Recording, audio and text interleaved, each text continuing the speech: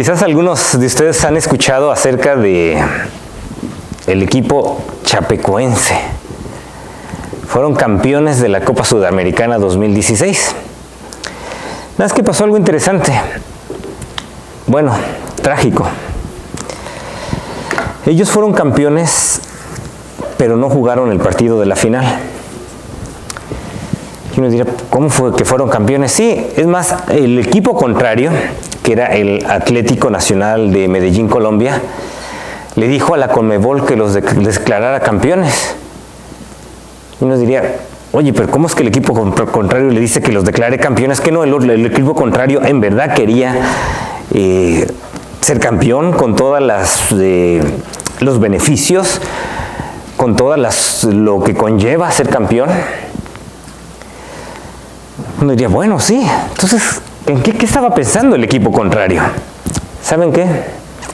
Justo cuando el 28 de noviembre, si bien recuerdo, cuando el equipo chapecoense estaba volando hacia la ciudad de Medellín, había partido de Bolivia, justo a unos kilómetros antes de llegar al aeropuerto, se estrelló en las montañas, murió todo el equipo, incluyendo el presidente, entrenadores, directores técnicos, doctores, fisioterapeutas. Solamente algunos de los jugadores que quizás tuvieran alguna lesión o no fueron convocados fueron los únicos que todavía siguen de ese equipo chapecoense.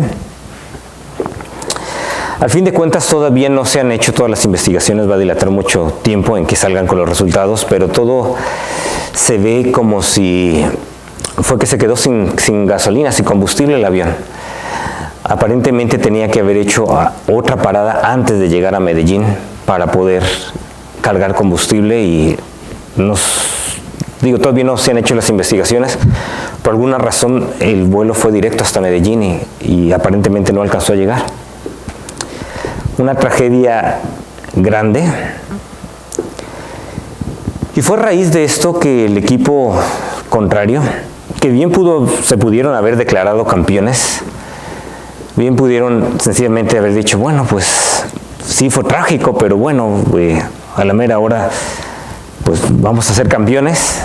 Inmediatamente ellos le dijeron al presidente de la Conmebol, ¿sabes qué? Queremos que lo hagas a ellos campeones, queremos que le des, ellos son ahorita los que más van a necesitar la suma de dinero que se va a requerir o que les otorgan por ser campeones. Ellos ahorita necesitan más el apoyo. Queremos que lo hagas con ellos. Y es cuando uno diría, bueno, pues tiene sentido, ¿no? Realmente es y es más, a ese equipo Atlético Nacional le dieron el premio por el juego limpio o fair play. Un premio que generalmente no se otorga, pero por esa voluntad les dieron ese premio. Y es cuando uno se puede poner a pensar en esto que ellos hicieron. ¿Y sabes qué? Cuando nosotros nos damos cuenta que en Jesucristo tenemos la redención de nuestros pecados, que en Él hemos sido perdonados, que tenemos absolutamente todas las riquezas de la gracia que Dios nos da en abundancia, con toda sabiduría y con todo entendimiento, cuando en verdad nos damos cuenta de las riquezas que tenemos y que nos damos cuenta la situación de las otras personas, nos damos cuenta por los problemas que pasan por las otras personas, nos damos cuenta la falta de paz, la falta de esa seguridad de estar bien con Dios, algo que nosotros tenemos por la gracia de Dios, no por lo que somos, sencillamente porque tenemos a Jesucristo. Es cuando nosotros podemos decir, ¿qué más me queda? ¿Voy a tratar de sacar el mayor provecho para mi propia vida o voy a pasar en otras personas? Tal como el equipo chapecoense, el equipo del Atlético Nacional, bien pudieron haber dicho, ¿sabes qué? No, queremos todo el provecho ahorita, nuestra oportunidad. Es más, sin siquiera jugar con la final, ya nos van a dar todo ese dinero. No. Cuando ellos se dan, ese dinero le puede ayudar ahorita a alguien más. Es la misma mismo modo de pensar, que aquí, ¿saben qué es lo que vamos a estar viendo aquí en Juan capítulo 21? Si van en sus Biblias a Juan capítulo 21.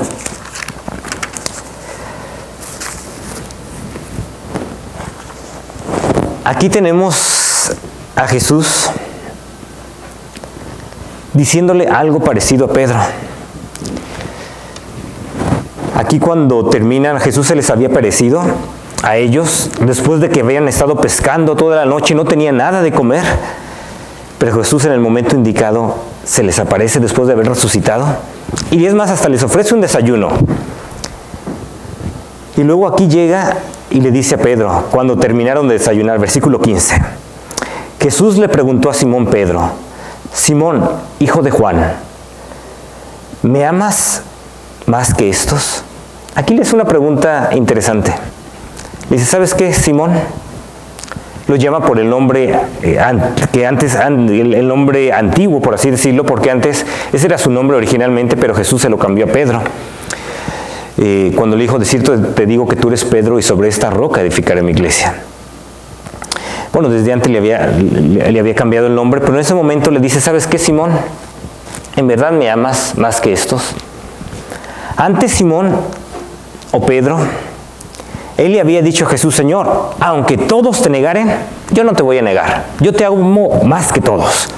Es más, si todos te niegan, yo voy a estar aquí, pero firme. Y sí, la verdad es que Pedro estaba dispuesto a morir por Jesús. Cuando llegaron esas personas y llegaron a arrestar a Jesús, él sacó la espada y estaba dispuesto a luchar. Pero ya cuando vio a Jesús en su humillación, ya cuando lo ve que la gente se está burlando de él, haciéndolo como si fuera un rey en son de burla, los soldados golpeándolo, profetiza, ¿quién? A ver, si en verdad él es rey, ¿quién fue el que te pegó? Le ponen su corona, lo estamos coronando con espinas. Cuando está ahí en esa mayor humillación el Señor, ahí fue cuando Pedro lo negó. ¿Tú lo conoces? No, no lo conozco. Y sabemos que lo negó 3 veces y después el gallo cantó. Y fue cuando Pedro lloró amargamente, porque Jesús ya se lo había dicho. No cantará el gallo antes de que tú me niegues 3 veces. Y aquí llega Pedro y le hace la pregunta, Pedro, ¿tú me amas? Fíjate lo que le responde Simón o Pedro.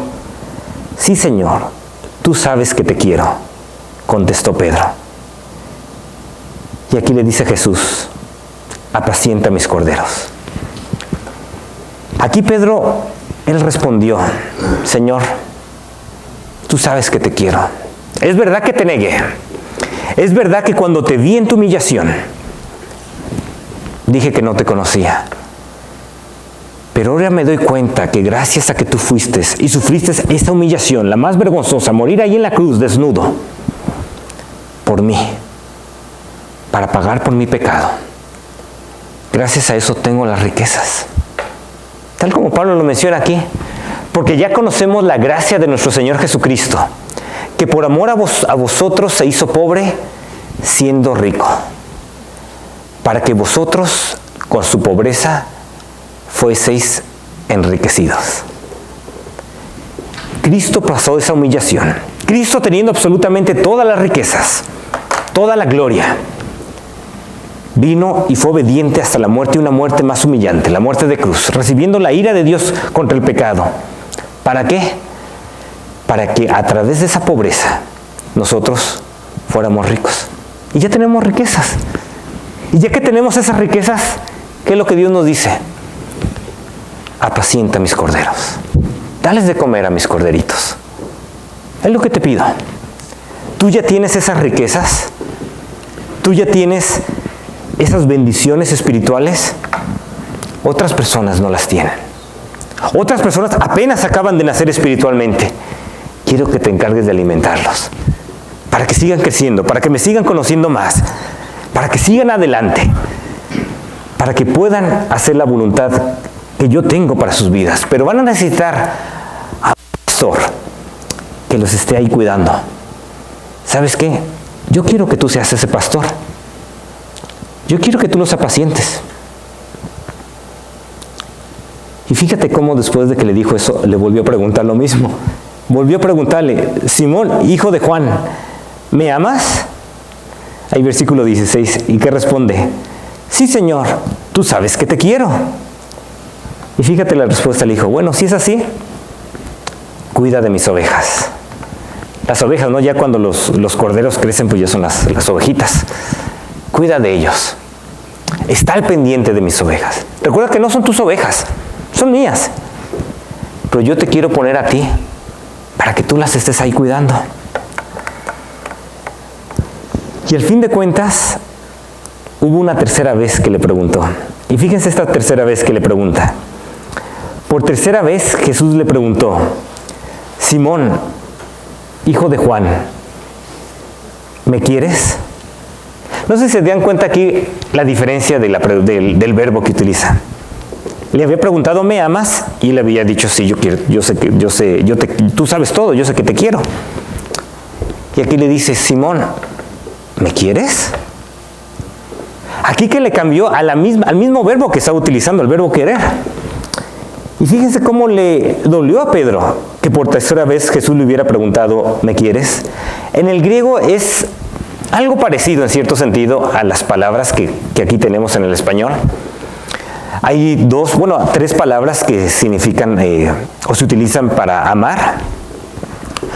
Una de ellas es, ambas de alguna manera, en dos de ellas llevan algún afecto, afecto recíproco, el uno con el otro, tanto amar como querer en cierto sentido, si los ponemos de esa manera, lo que sería en el griego. También esas dos palabras son como parecidas. Ambas tienen que ver con un afecto entre dos personas. La diferencia es que amar es un afecto aún más incondicional, no precisamente recíproco de la otra persona. Es cuando Cristo les dijo a las personas, a sus discípulos, amen a vuestros enemigos. Utilizó ese verbo, amar. Es un verbo más profundo, un amor todavía más profundo, diríamos. El verbo querer también conlleva afecto, pero no tiene la profundidad del verbo amar. Y eso es aquí cuando le dice Jesús a Pedro, bueno, por lo menos me quieres, por lo menos tienes ese afecto. Y ahí fue cuando Pedro se entristeció. Y fíjese lo que le dijo Pedro. Le dolió que Jesús le hubiera preguntado, ¿me quieres? Así que le dijo, Señor, tú lo sabes todo. Tú sabes que te quiero. Aquí Pedro ya no tuvo esa valentía que tuvo antes de decir, Señor, aunque todos te negaren, yo no. Aquí sencillamente dice, Señor, tú sabes que te quiero. No le pudo responder, tú sabes que te amo. Quizás en cierto sentido todavía estaba presente en Pedro que lo había negado al Señor. Pero aquí interesantemente el Señor le ayuda. 3 veces lo negó, 3 veces respondió, sí, sabes que te quiero. Y aquí le menciona, bueno, apacienta mis ovejas, le dijo Jesús. Si es así, alimenta mis ovejas. Porque al fin de cuentas, ¿sabes qué? El amor que nosotros tenemos hacia Dios no consiste en que uno dice, yo de mi propia voluntad voy a amar a Dios. No. El amor que tenemos hacia Dios en esto consiste, no en que nosotros hayamos amado a Dios, sino que Él nos amó y envió a su Hijo para que fuera ofrecido como sacrificio por el perdón de nuestros pecados. El amor que nosotros tenemos hacia Dios, o el amor en que consiste, no en que nosotros lo amamos a Él, sino que Él nos amó a nosotros y mandó a su Hijo a morir por nosotros. Y aquí luego dice, queridos hermanos, amémonos los unos a los otros, porque el amor viene de Dios. Y todo el que ama ha nacido de Él y lo conoce. Y es cuando uno recibe a Cristo, cuando uno nace espiritualmente, cuando tenemos ese amor de Dios, tal como dice el versículo que sigue. Porque Dios ha derramado su amor en nuestros corazones por el Espíritu Santo que nos ha dado. Cuando nosotros recibimos a Cristo en nuestras vidas, en nuestros corazones, el Espíritu Santo llega a nuestras vidas. Él viene a morar con nosotros. ¿Y sabes qué? Ahora tenemos ese amor de Dios. Y ese es el amor que nosotros podemos reflejar hacia Dios. Nadie ha visto jamás a Dios. Pero si nos amamos los unos a los otros, Dios permanece entre nosotros y entre nosotros su amor se ha manifestado plenamente. A la mera hora, ¿cómo nosotros podemos manifestar el amor de Dios? No podemos ver a Dios. Nadie lo ha visto jamás. Pero si nosotros apacentamos a los corderos, si nosotros nos cuidamos unos a otros, asegurarnos que vayamos en los caminos de Dios. Cuando haya una oveja que necesite ayuda, estamos para ayudarle. Cuando haya un cordero recién nacido, estamos para ayudarle para que se alimente, para que pueda crecer. Cuando haya uno que ni siquiera es cordero, ni siquiera todavía nacido espiritualmente, estamos ahí para que pueda conocer esa salvación. ¿Y sabes qué? Si nos amamos unos a otros, ¿qué pasa? Es como si estuviéramos amando a Dios. Por eso cuando Jesús dijo, ¿sabes qué? Cuando separe las ovejas de los cabritos, los ponga a mi izquierda, a mi derecha, diré a aquellos que están a mi derecha, vengan, benditos de mi Padre, el reino que les ha sido preparado para ustedes, porque tuve hambre y me dieron de comer, y tuve sed y me dieron de beber, y estuve desnudo y me vestiste, y en la cárcel y me visitaste. Ahí cuando más lo necesitaba, ahí estuviste conmigo. Y uno diría, ¿pero cuándo? Cuando lo hiciste por uno de estos, mis pequeñitos, lo hiciste por mí. En otras palabras, la manera en que nosotros vamos a amar a Dios, apacentando los corderos, cuidando de las ovejas. Y es lo que le está diciendo Jesús a Pedro. ¿Y sabes qué? Prácticamente nos está haciendo la misma pregunta. Al fin de cuentas, nosotros amamos a Dios porque Él nos amó primero. Si alguien afirma, yo amo a Dios, pero odia a su hermano, es un mentiroso. Porque el que no ama a su hermano, a quien ha visto, no puede amar a Dios, a quien no ha visto. Y Él nos ha dado este mandamiento: el que ame a Dios, ame también a su hermano. Al fin de cuentas, el amor que Dios quiere ir desarrollándose en nosotros es un amor es un amor profundo. Un amor que va más allá si quizás mi personalidad no congenia con otra persona. A veces como dice una canción, no soy monedita de oro para caerles bien a todos. Pues a veces no les caemos bien a todos. Pero eso no importa que no los vayamos a amar. Eso no significa que no velemos por ellos. Eso no significa que aun si una persona tiene algo contra mí, que yo no la ame. Que aun si cuando me dan una bofetada, que yo no ponga la otra. ¿Cómo puede uno hacer eso? Solamente cuando uno se da cuenta de las riquezas que uno ya tiene. De todo lo que tenemos en el Señor Jesucristo. Del perdón de nuestros pecados. Y esto es lo que nosotros podemos repartir a otras personas. Cuando otras personas no tienen ese amor, sino que tienen odio en su corazón, uno puede tener ese amor y uno puede tener misericordia de ellos. Y orar por ellos, para que el Señor nos ayude. Y sabes que al fin de cuentas, ¿cómo podemos llegar a hacer eso? Fíjense aquí si ven en el versículo 18, de veras te aseguro que cuando eras más joven te vestías tú mismo e ibas a donde querías, pero cuando seas viejo extenderás las manos y otro te vestirá y te llevará a donde no quieras ir. Esto dijo Jesús para dar a entender la clase de muerte con que Pedro glorificaría a Dios.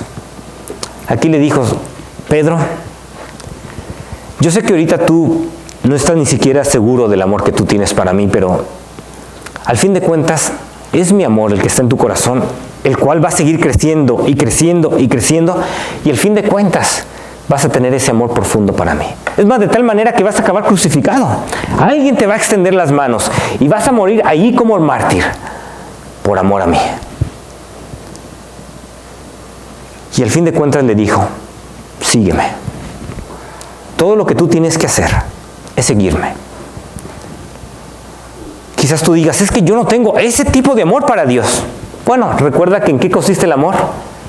En que Él nos amó a nosotros. Y nosotros nos toca practicar el amor con los corderos y con las ovejas, con unos para con otros prácticamente. Eso es lo que nos toca hacer. Y de esta manera el amor de Dios se va a empezar a manifestar plenamente entre nosotros y vamos a seguir nosotros conociendo más y más a Dios. Y ese amor se va a hacer cada vez más real y más real y más real. Y va a ser un amor profundo, como el que tuvo Pedro al fin de cuentas. Es más, aquí cuando Juan ya escribió esto, Pedro ya había muerto. Él ya había sido crucificado. Pero fíjense cómo aquí en el versículo 20 lo que pasa con Pedro. Al volverse Pedro, vio que lo seguía el discípulo a quien Jesús amaba. El mismo que en la cena se había reclinado sobre Jesús y le había dicho, Señor, ¿quién es el que va a traicionarte? Está hablando acerca de Juan. Al verlo, Pedro preguntó, Señor, ¿y este qué? Porque le dijo, sígueme. Entonces Pedro lo iba siguiendo y de repente ve que Juan también lo sigue siguiendo y dice, oye, ¿y este qué? ¿Qué va a ser de la vida de él? ¿A poco él también va a morir así como yo voy a morir? Y fíjense lo que mencionó aquí el Señor.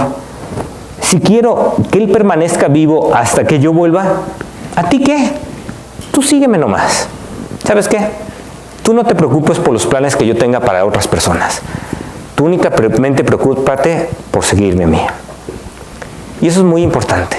Al fin de cuentas, no te compares con los demás. No digas, es que mira esta persona, cómo está sirviendo al Señor. O mira a este otro, persona de renombre. No, cuando Pablo le escribe a la iglesia de Corintios, algunos de ellos estaban tratando de seguir a seres humanos. Cuando uno afirma, yo sigo a Pablo, otro, yo sigo a Apolos. Después de todo, ¿qué es Apolos y qué es Pablo? ¿Qué somos? Nada más servidores por medio de los cuales ustedes llegaron a creer, según lo que el Señor le asignó a cada uno. Al fin de cuentas, Apolos, Pablo, únicamente son servidores. Y cada quien el Señor le asigna una tarea. Y tu tarea va a ser diferente que la tarea que a mí me toca, que la tarea que a cada quien, que a Dan le toca, o que a Abraham le toca, o que a Rafa le toca, o que a Miguel le toca. Realmente nuestra tarea va a ser diferente. Tú dices, pero ¿qué tarea me tocaría a mí? Bueno, sigue al Señor. Empieza a conocerlo más. Como dice, más bien crezca en la gracia y el conocimiento de nuestro Señor y Salvador Jesucristo. Empieza a conocerlo más, empieza a conocer más de su amor. Empieza a crecer en la fe. Empieza a conocer más de su palabra. Deja que Él te siga transformando tu vida. Empieza a seguirlo a Él. Aquí la verdad lo que nos toca, pienso que en mi caso la verdad lo que a mí me tocaría, o que el Señor me ha asignado en este momento, es para poder entrenar a otras personas, ayudarlas a que ellos puedan alimentar los corderitos, a que ellos puedan cuidar de las ovejas. Y vamos a ver, estamos viendo diferentes ideas, quizás hasta pongamos un instituto bíblico aquí, para ver cómo me puedo enfocar en eso. Como ustedes saben, la iglesia sigue creciendo de alguna manera, más personas están llegando, y necesitamos personas que vayan y que las empiecen a alimentar, que vayan a sus casas y les empiecen a dar los fundamentos de la fe, para que empiecen ellos a crecer en el Señor Jesucristo. ¿Yo lo puedo hacer? La verdad es que no. Pero por la gracia de Dios, el Señor me ha asignado algo. Y por la gracia de Dios voy a empezar. Y vamos a quizás abrir, como le digo, quizás abramos un instituto bíblico. Vamos a ver qué hacemos. Para que ustedes mismos puedan ir alimentando a los corderitos. O quizás digas, bueno, pues yo acabo casi de nacer. Bueno, aquí vamos a tener pastores. No que les llamemos quizás pastores que sean ordenados, como en mi caso me ordenaron. Algún día yo creo que sí van a salir algunos de ellos pastores ordenados, donde Dios los va a poner enfrente de congregaciones. Pero sean ordenados o no sean ordenados, todos absolutamente tenemos la misma función: cuidarnos mutuamente. Algunos va a ser por medio de enseñar, de predicar. Algunos va a ser por medio de estar intercediendo, orando, yendo con los hermanos, viendo qué necesitan, discipulándolos, enseñándoles los fundamentos básicos. Algunos van a hacer por medio de estar yendo con personas que ni conocen al Señor y trayéndolos aquí a la iglesia. Algunos van a ser viendo a ver en qué pueden servir para que la iglesia pueda seguir adelante. Porque la verdad, como saben, y es más, esta iglesia todavía es un poquito más especial en el sentido de que todos lo hacemos de manera voluntaria. Todos trabajamos. Y la única manera, en lo secular, la única manera que vamos a poder seguir adelante es que ustedes tomen ese mandamiento y digan, sí, Señor, yo quiero conocerte y quiero amarte y quiero alimentar los corderos y las ovejas. Al fin de cuentas, Dios te está haciendo a ti esa pregunta. ¿En verdad me amas? Tú puedes decir, amo a Dios como no tienes idea. Apacienta mis corderos. ¿En verdad lo amas? Cuida de las ovejas. Y es lo que llegamos. ¿Se acuerdan cuando, quizás tú recuerdes cuando apenas recibiste al Señor en tu vida? Yo me acuerdo, yo tenía 13 años de edad. Me acuerdo que hubo una gran diferencia. Antes me acuerdo que aún había intentado leer la Biblia una vez o ir con cosas espirituales. Me llamaban de alguna manera la atención. Pero la verdad me aburría. No fue hasta que le pedí a Cristo que entrara en mi vida que de repente le empezó a poner una pasión, un joven de 13 años. Además, quería que ya fuera domingo para estar ahí en la iglesia. Tal como muchos de ustedes, hoy tuvimos nieve y aquí están. ¿De dónde viene ese amor? Del Señor Jesucristo que entra en nuestras vidas, en nuestros corazones. Y Él nos está ahora preguntando, ¿me amas? Si es así, hay muchos hermanos que necesitan de nuestra ayuda, que necesitan que los empecemos a alimentar, que necesitan que vayamos a sus casas. ¿Quién lo va a hacer? Yo no lo puedo hacer. Me encantaría si tuviera el tiempo. Y tú digas, pues yo tampoco tengo todo el tiempo, pero quizás puedas tener un poquito de tiempo cada semana.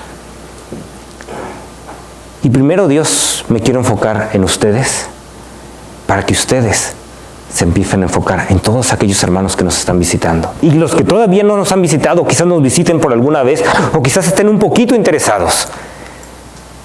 Y los empiecen a ayudar y empiecen a alimentarlos más y más. Pero ¿qué vas a hacer con el amor que Dios ha puesto en tu vida? El Espíritu Santo está ahí. ¿Qué vas a hacer? Bueno, esperamos que hagas lo que Cristo está diciendo aquí. Que en verdad apacientes los corderos. Porque al fin de cuentas, tú puedes decir, bueno, yo lo que quiero es nada más trabajar para hacer dinero. Sí, tener quizás bien a mi familia, pero eso es todo. Y la verdad es que parte de apacentar los ovejas y los corderos es apacentar a tu familia. No se descuida la familia, al contrario, son tus principales corderos y ovejas que tienes. Pero el amor que Dios te ha dado y las riquezas van todavía mucho más allá que tu familia. Y tú puedes dedicar, ahorita ya casi estamos terminando el año, ya casi llega Navidad, ya vamos a empezar con el 2017. Es tiempo de pensar y de reflexionar, ¿estoy viviendo una vida con propósito? Cuando llegue allá, Dios me va a decir, bienvenido, porque tuve hambre y me diste de comer. O sencillamente me estoy enfocando nada más en lo que yo pueda acumular, riquezas temporales quizás, en lugar de lo que en verdad vale la pena y las riquezas verdaderas. ¿Qué vas a hacer? Piénsalo. Vamos a tener un tiempo de orar, vamos a cerrar nuestros ojos, vamos a ponernos de pie. Quizás tú me estás también viendo ahí por el internet. Y es más, tú ni siquiera estás seguro quizás que Cristo está en tu vida. Yo creo que quizás la mayoría de los que están aquí, o todos los que están aquí ya tienen a Cristo en su corazón. ¿Sabes qué? Si todavía no tienes esa seguridad de que tú ya tienes el perdón de tus pecados, de que tú ya sabes que si llegas a morir vas al cielo. Lo único que tienes que hacer es recibir por fe el perdón de tus pecados. No depende de ti, no depende qué tanto tú te esfuerces. No, es un regalo. Y tienes que recibirlo. Y si nunca lo has hecho, díselo a Dios. Dile ahí mismo. Reconoce que eres pecador. Reconoce que necesitas la salvación, que necesitas el perdón de tus pecados. Y pídele a Cristo que Él entre en tu corazón, que Él te perdone, que Él te dé una nueva vida y que Él te ayude a compartir ese amor, ese perdón con los demás. ¿Qué acerca de los que estamos aquí? Cristo te está preguntando.